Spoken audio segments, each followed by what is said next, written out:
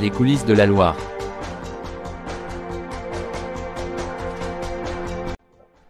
Patrick Giraud, bonjour. Merci de vous être déplacé jusqu'au studio de 42 TV. On va parler d'un événement sportif international qui va se dérouler les 19, 20 et 21 avril au golf de Saint-Étienne. Donc c'est un rapport avec le golf, mais c'est une variante que vous allez nous présenter. Je crois qu'il y a déjà une variante qui s'appelait le foot golf ou le golf foot. Et là, on va parler d'autre chose. Alors c'est un Open international de golf pitch and putt. Je ne sais pas si je prononce bien. Pitch and putt. Pitch Voilà, and putt. Alors, voilà, de quoi on parle? Alors, de quoi on parle? Donc là, on parle d'une compétition de très haut niveau. Hein, donc, on va avoir, des étrangers qui vont venir. Alors, aujourd'hui, on est encore à un mois et demi, de l'échéance, mais on a déjà des inscriptions, qui sont très prometteuses. Hein. Donc, par exemple, une inscription, d'un joueur portugais, Hugo Espirito Santo, qui est à un niveau mondial, qui a remporté la dernière compétition internationale, hein, Et puis on a Juan Soler Espinosa, par exemple, d'Espagne, donc qui avait remporté, l'Open de l'année d'avant, en fait. Qui avait eu lieu où? Dans quel pays? Alors, ces compétitions internationales se déroulent partout en Europe, hein, oui. Donc voilà. Et l'Espagnol avait gagné, un Open qui s'était déroulé à Rouen. Ah oui, d'accord. À Rouen, dans la Loire. Hein. Alors, il faut savoir que, le FPP, France Pitch and Putt, une association nationale cherche à mettre en évidence, une région qui est particulièrement, forte sur le golf, et particulièrement sur le golf pitch and putt. Et on a souhaité, avec cette compétition à Saint-Étienne, fidéliser nos étrangers pour les faire venir, hein, parce que c'est un périple quand même. Ces gens-là, ils viennent du Portugal, ils viennent d'Espagne, ils viennent d'Italie. De Grande-Bretagne aussi, j'ai vu. On espère, la participation, de joueurs irlandais, hollandais. Donc effectivement, c'est tout un périple, hein, pour venir, et c'est vrai que les gens sont plutôt rassurés quand même. Alors Patrick, vous allez nous donner une définition, parce qu'on en parle du golf pitch and putt. Alors, le pitch and putt, en fait, c'est... C'est né quand? Alors, le pitch à peu près. Hein. Alors, le pitch and putt est né en Irlande, en fait. Alors, pratiquement à la naissance du golf, en fait. Ah oui, donc c'est pas tout récent. Alors, c'est les Irlandais qui ont inventé ce sport-là. Et pour eux, c'est tout à fait naturel. Si vous voulez, il y a énormément de pitch and putt en Irlande, comme il peut y en avoir beaucoup en Espagne. Et ça veut dire que la différence entre golf et golf et pitch and putt, en fait, c'est juste une question de dimension, en fait. Hein. Donc ça veut dire que le golf de pitch and putt se joue sur des distances beaucoup plus petites, si vous voulez. Donc on a des distances, qui sont inférieures à 90 mètres, et on a un parcours qui fait au maximum 1200 mètres. D'accord. Donc, alors, ça veut dire que les règles sont les mêmes. Hein, les règles sont les règles du golf. C'est pour ça qu'on est soutenu par des fédérations, par la fédération. Et la fédération française vous reconnaît et vous soutient, oui. Absolument. Et on est soutenu aussi par la fédération française de golf. D'ailleurs, sur nos présentations, on a, effectivement le logo de la FFG approuvé par FFG. Oui. Alors, la Fédération française de pitch and putt est indépendante de la Fédération de golf, mais on est affilié, on a des accords entre eux pour organiser des compétitions de golf. Donc il peut y avoir des passerelles entre les deux disciplines sœurs, on va dire. Alors, le fait que ce golf se déroule sur des toutes petites distances, ça veut dire que ça simplifie énormément de choses. Ça veut dire que le golf pitch and putt se joue avec uniquement 3 clubs. Donc c'est 2 clubs et un putter. Donc ça veut dire que automatiquement sur un parcours, on est beaucoup plus libre. Je dirais, on a un tout petit sac, je dirais, qui est facile à ranger dans la voiture, qui est facile à ranger dans l'appartement. Est-ce qu'on peut dire presque moins coûteux finalement pour qui est beaucoup moins coûteux, voilà, effectivement. c'est-à-dire séduire d'autres personnes qui oseraient peut-être pas faire du golf classique, quoi. Absolument, je dirais, ça veut dire que je dirais, le matériel est assez rudimentaire. Hein, alors donc, il faut imaginer, par exemple, alors, ceux qui ont inventé le golf, par exemple, c'est les Irlandais, ben, je dirais, ils se rendent au pitch and putt en vélo, hein, ils attachent leurs 2 clubs, parce que les Irlandais, au départ, jouaient avec deux clubs. Alors, un club et un putter.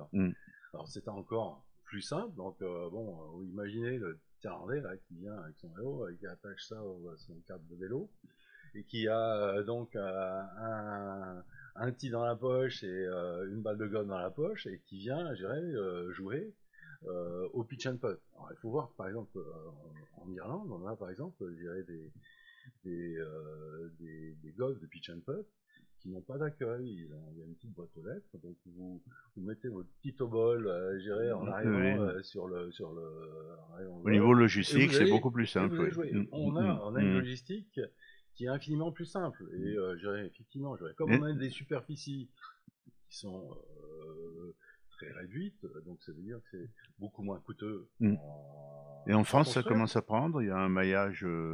Alors, je dirais donc effectivement, donc il y a des réflexions qui se font autour, je dirais, de ce sport qui est très ancien, mais qui est un peu moins développé en France. Je dirais, par contre, Et vous, Patrick, vous l'avez connu comment en voyage en Irlande ou lors d'une autre compétition dans une autre région? Alors, moi, je l'ai connu parce qu'en fait, je dirais, sur le golfe de Saint-Étienne, si vous voulez, il y a toujours eu donc le golfe de Saint-Étienne qui fait partie du groupe Blue Green, si tu veux, a eu un petit équipement qui était à l'époque un golf 6 trous. Donc on avait un golf, je dirais le grand golf, le grand golf, donc le grand terrain, oui. Et on avait le petit golf, je dirais, donc aux abords de 6 trous. Et c'est quelque chose de formidable parce que c'est un outil pour travailler son petit jeu. Donc sans rentrer dans le détail, si vous voulez, les scores se font en fait sur le petit jeu, hein, sur le grand golf. Si vous voulez être performant au golf, vous avez besoin, je dirais, d'avoir des approches, je dirais, qui soient bien faites et travailler beaucoup le putting. Hein. Le putting, c'est pratiquement, je dirais, 50% des coûts d'une compétition de golf. Vous voyez. Donc mais dans la Loire, c'est la première fois qu'il y aura une compétition internationale. Oui, absolument. Je dirais donc c'est la première fois et si vous voulez, donc on a la ville de Saint-Étienne. Voilà, j'allais vous parler des soutiens des collectivités locales ont répondu présent. Alors pour nous, c'est essentiel. Bien sûr, en premier lieu, c'est une reconnaissance. Le département, je dirais, qui soutient énormément ces initiatives, si vous voulez. Alors, je crois que le président, qui est un ancien journaliste, connaît bien le golf aussi. Alors, il connaît le golf, effectivement, et il connaît ses vertus, si vous voulez, et parce qu'il y a beaucoup de vertus. On parlait un petit peu avant, j'ai une interview, effectivement, donc du golf pour les gens, par exemple, qui sont en retraite, et le golf fait partie de ces sports qu'on peut pratiquer très tard. Très tard. Un autre aspect dans les documents que vous m'avez envoyés, j'ai vu qu'il y avait du paragolf, c'est-à-dire que vous jouez positivement la carte de l'inclusion des sportifs handicapés. Alors pour moi c'est très important, si vous voulez. Ça veut dire que derrière cette vitrine que l'on a effectivement par cette compétition de très haut niveau, hein, je dirais, donc avec ces grands joueurs donc qui vont venir un petit peu de partout en Europe. On aura aussi des internationaux français, hein, qui vont venir, hein, si vous voulez. Et aussi, on va compléter le plateau, je dirais, qui est limité à 66 joueurs, avec donc des joueurs régionaux, voire locaux. On va avoir par exemple la chance d'avoir une personne qui est internationale française, D'accord. qui est aujourd'hui première au mérite mondial amateur, qui se trouve être Mélodie Rocaz, qui est une paragolfeuse. Alors, c'est une En personne... Patrick, on va bientôt conclure, parce que vous êtes passionné, le temps passe très vite. J'ai noté aussi, et vous demandez de terminer là-dessus, au besoin on y reviendra, il y a un colloque aussi, donc c'est-à-dire vous allez donner la parole à vos invités. Quel est le thème de ce colloque? J'ai vu dans le programme des 3 journées. C'est un projet qui est pour nous qui est important, qui rejoint un petit peu comment on va essayer de développer le pitch and putt.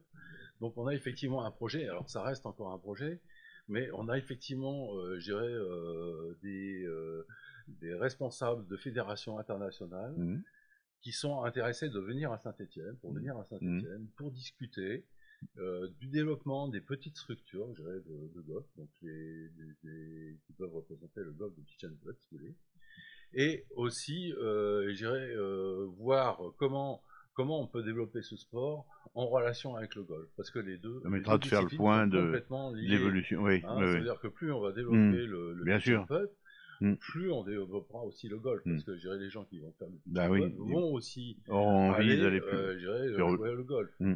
Et la Fédération française avait bien vu que les grands pays de golf, qui sont par exemple l'Irlande du Nord ou l'Espagne, ont énormément de petites structures qui permettent effectivement de faire du golf de proximité. Et ensuite, ces gens-là vont aller aussi vers le golf. Est-ce que vous avez un site pour ceux de nos internautes qui souhaiteraient aller plus loin dans la connaissance de cette discipline, un site internet Alors, on a le site donc de l'Open qui se trouve, qui est déjà en ligne. Effectivement, sur le site de l'association qui est pour nous un partenaire, comme est le golf, de Saint-Étienne, de Bovine. Et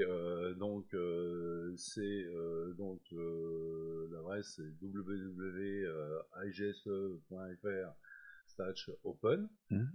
Et si vous voulez, sur ce site de la GSE, on a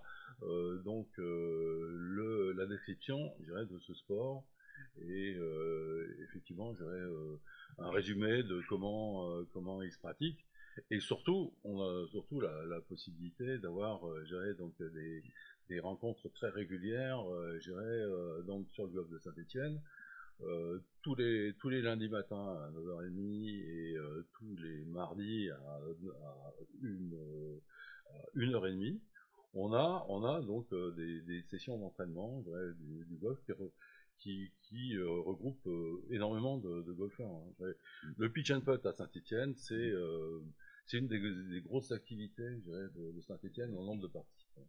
Merci beaucoup, Patrick. Non, merci beaucoup.